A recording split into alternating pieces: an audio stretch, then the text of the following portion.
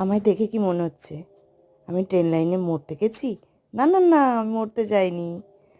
আমাদের বাড়ির পেছনে না একটা একটু গ্রাম সাইড, পেছনের দিকটা একটু গ্রাম সাইড মতো রয়েছে। ওর পেছনেই রেল লাইন, এই ট্র্যাকটা রয়েছে রেলের।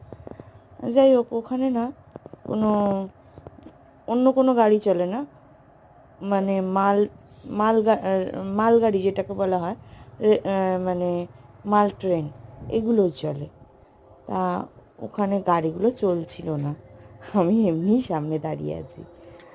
একদিন হঠাৎ করে দুপুরবেলা মনে হলো ঘরে বসে বসে ভালো লাগছে না, আমার হাজব্যান্ড বললো চলো ঘুরে আসি ওই পাশটায়। আমি বললাম চলো, তাই এসছি এপাশে। শীতের দুপুর, সুন্দর রোদ্দুরও আসছে, এই দেখুন রোদ্দুরে মুখ কুঁচকে গেছে।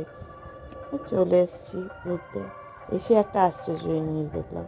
দেখুন বাইকটাকে কি সুন্দরভাবে ভ্যানের মধ্যে কনভার্ট করে সেই লোকটা আচার বিক্রি করছে।